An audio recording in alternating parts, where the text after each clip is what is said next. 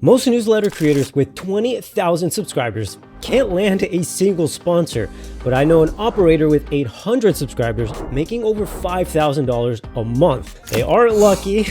They simply stopped selling newsletters and started selling a media property. That is why I'm putting together this 3-part series. We are taking you from zero sponsorships to a $5,000 per month newsletter business. In part 1 today, we are fixing your foundation. And in part 2, we get brands to come to you. And in part 3, we reveal the pricing blueprints that make this math work without needing a massive list. So today in part 1, we are fixing the foundation. Listen closely. If you do not get this fundamental mind shift right here in part 1, the advanced pricing strategies that I'm going to show you in part 3 of this series are going to unfortunately fail. You'll be trying to build a skyscraper on a foundation of sand, and obviously that's not going to work.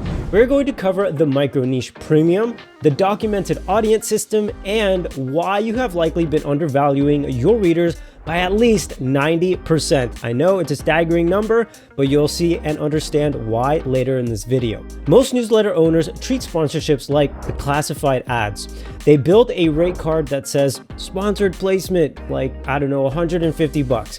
They cold email 40 brands and maybe 3 of them respond. One says yes. That is a whole strategy. That approach will keep you stuck at only a few $100s a month forever. Because you are not selling ad space, you are selling access to a specific curated audience that trusts you.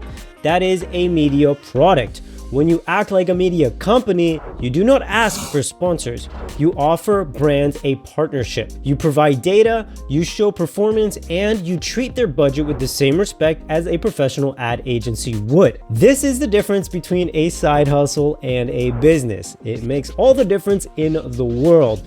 Let us talk about the micro niche premium though that I mentioned earlier. Most newsletter owners look at someone with 100,000 subscribers and they feel behind. Don't do that. List size without context honestly is just meaningless. A general finance newsletter with 100,000 subscribers competes with thousands of others. However, brands, they have options. They will push your price down because of that. But a newsletter specifically for something like email marketing for Shopify store owners with 3,000 subscribers, there may only be a handful of those on the planet. Brands who sell tools to Shopify store owners have almost no options. So in that instance, you get to push your price up. That is the micro niche premium.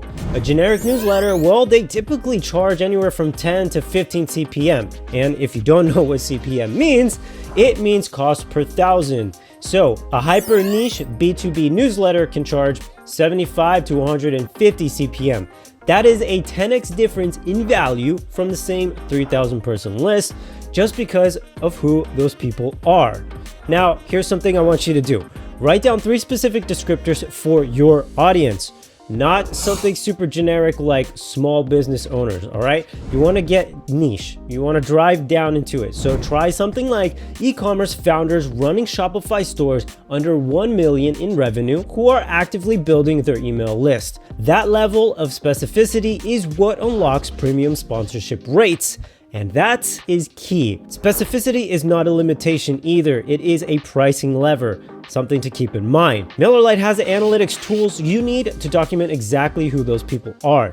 You need that data to prove your worth to brands. If you are still trying to track this with something like spreadsheets, check out the link down below. Make the switch to MailerLite. Honestly, it's going to make building your media property a lot easier and make it easy for you to scale in the future. In part 2, I will show you the exact system for turning that audience data into a pitch that gets brands asking you.